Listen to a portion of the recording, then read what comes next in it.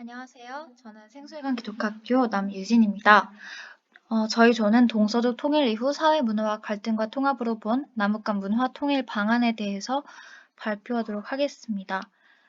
네, 차례는 이와 같고요. 특별히 저는 동서독 언어 갈등과 통합, 남북한 언어 통일 시사점 방안, 그리고 동서독 문학 갈등과 통합, 남북한 문학 통일 시사점 방안에 대해서만 발표하겠습니다. 분단으로 인한 서독의 자유민주주의, 동독의 사회주의 체제는 언어의 차이를 가지고 왔습니다. 통일로 인해서 동서독 주민들은 얼굴을 맞대고 대화할 수 있게 됐지만 한 대상을 지칭하는 단어가 다르거나 같은 단어임에도 다른 뜻을 가지고 있는 경우가 많아서 의사소통이 원활하지 않았습니다. 예컨대 사회주의 체제를 표방한 동독은 주어로 우리, 위아나, 사람만을 주로 썼지만 자유민주주의 체제를 표방한 서독은 주어로 나, each를 많이 썼습니다. 이러한 언어의 장벽 문제를 해결하는 노력의 대부분은 동독 주민들의 몫이었습니다. 동독 주민들은 스스로 옷이라는 것을 밝히고 싶지 않았기 때문에 서독 자본주의 체제의 단어와 새로운 언어 습관을 외국어를 배우듯 다시 배워야 했습니다. 이때 옷이는 동독 출신 사람을 낮춰 이르는 말입니다. 이로 인해서 길지 않은 시간 동안 수많은 동독말이 사라졌습니다. 베를린 장벽의 무너짐은 동독의 정치 시스템뿐만이 아니라 동독의 생활관습, 예절, 그리고 그것들을 지칭하는 단어도 무너뜨렸습니다.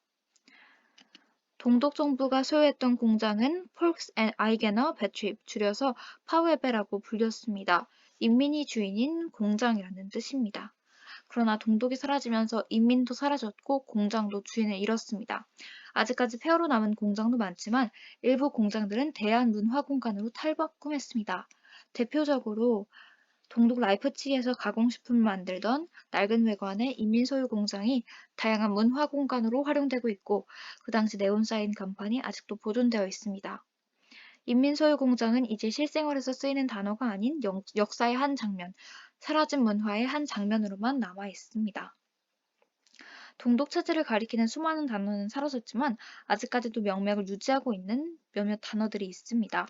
표에서와 같이 음식 이름 등 사람들의 삶과 밀접한 단어들입니다.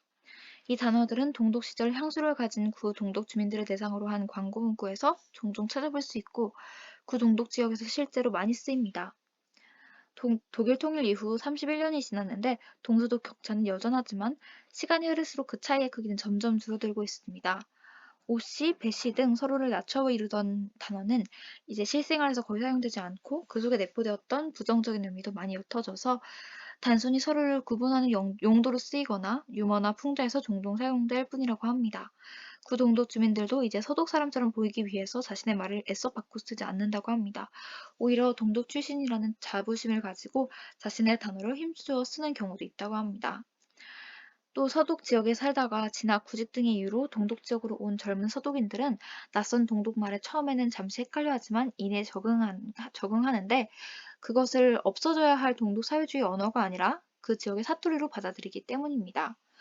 과거 숨김의 대상이었던 오씨의 동독말이 오늘날에는 동독 지역의 사투리로서 독일어를 더욱 다채롭게 만드는 문화적 유산으로 인식되고 있다는 점은 분명 긍정할 점인 것 같습니다. 이러한 점으로 미루어 보아서 남북 간 언어 통일 시사점과 방안에 대해서 고찰을 해보았습니다. 첫째로 동서독 통일 초기에 언어의 장벽 문제를 해결하는 노력은 대부분 동독 주민들의 몫이었습니다. 남북한의 경우에는 남한과 북한의 언어가 모두 같이 있음을 인지하고 언어에 대해서 상대주의적인 태도를 취해야 할 것입니다. 둘째로 통일 이전의 정치체제 측면에서 교류하기란 쉽지 않습니다. 그러나 앞서 발표했듯 문화적인 측면에서의 교류는 충분히 가능하고 이는 통일 한국을 세워가는 데 중요한 밑바탕이 될 것입니다. 그렇게 남북 공동 결의말 큰사전 편찬 작업을 다시 시작하고 남한의 경우는 남북한의 언어적 차이와 북한말을 연구해서 통일 언어에 이바지해야 할 것입니다. 이 남북 공동 결의말 큰사전 편찬 작업 같은 경우에는 2015년 이후로 지금 남한과 북한의 공동 작업이 중단되어 있는 실정입니다. 따라서 이 작업을 다시 시작했으면 좋겠습니다.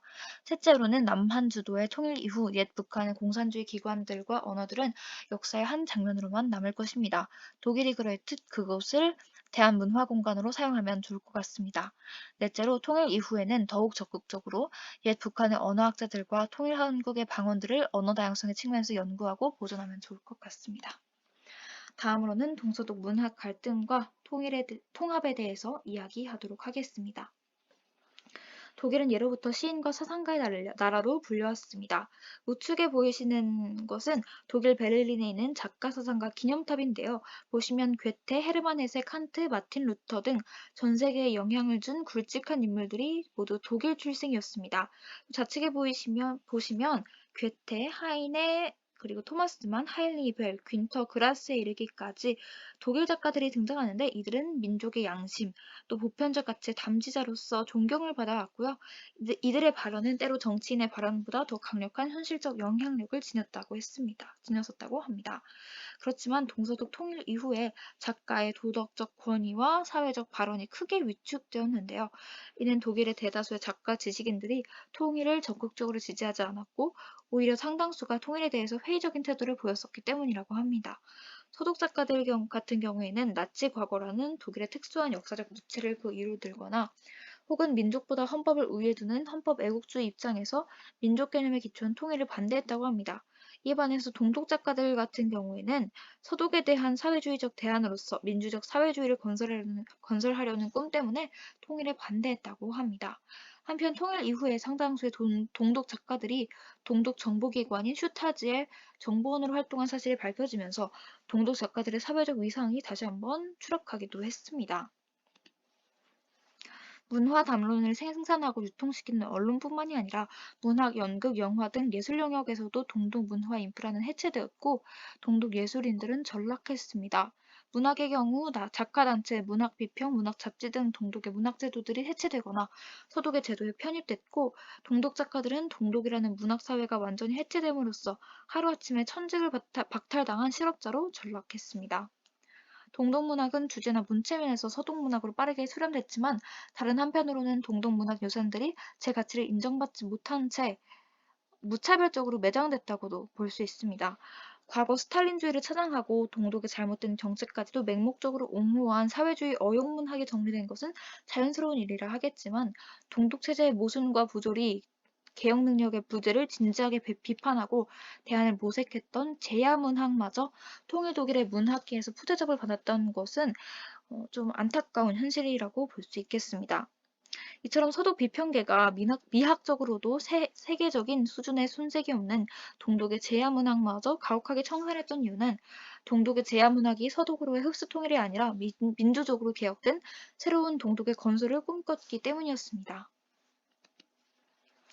이처럼 통일 초기에는 동독의 문화 인프라가 청산됐지만 90년대 중반을 기점으로 동독 고유의 것에 대한 동독인들의 자각이 새롭게 확산되면서 부분 문화가 생성됐고 이후에 동독 문화가 통일 독일 문화장의 아방가르드로 부상했습니다.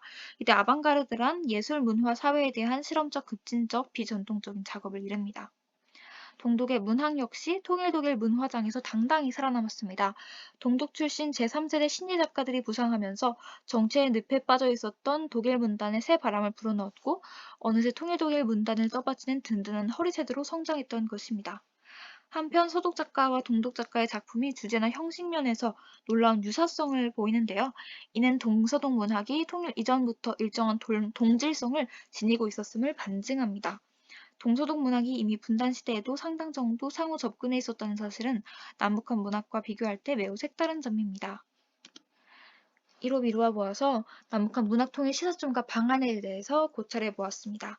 통일 이전에 남북한의 지식인들, 작가들이 한 민족이 하나의 민족임을 인지하고 통일 한국에 대해서 우호적이어야 할 것입니다. 둘째로 통일 이전에 남한은 북한 문학에 대한 연구를 선행해서 문학 통일을 준비해야 할 것입니다. 셋째로 통일 이전의 유명한 인문고전들을 남북한의 언어로 각각 번역, 편찬하여 비교하면 좋을 것 같습니다. 북한 언어의 경우 남한에 정착한 탈북민 분들 중 문학적 소양이 있는 사람들이 번역하면 좋을 것 같고요. 이 외에도 하나의 문학 작품을 남북한 각 언어로 번역함으로써 언어의 차이를 한눈에 비교하고 또 사회 문화적 차이를 이해하는 데 도움을 줄 수 있을 것이라고 생각합니다.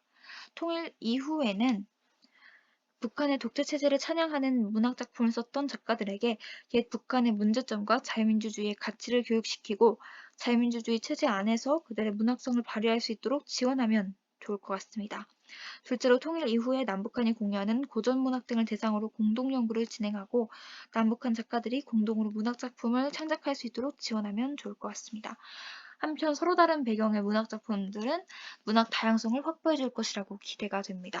셋째로 통일 이후 옛 북한 지역의 문학 유산들을 발굴 보존하고 옛 북한 지역에서 출생하고 활동했던 작가들의 문학관을 건립하면 좋을 것 같습니다. 이를 바탕으로 통일 한국 문학 지도를 제작 배포하고 문학 기행 산업을 활성화해서 남북한 문학 통일과 문학적 감수성 제고에 이바지할 수 있을 것이라 기대가 됩니다. 네, 여기까지 발표를 마치겠습니다. 경청해 주셔서 대단히 감사합니다.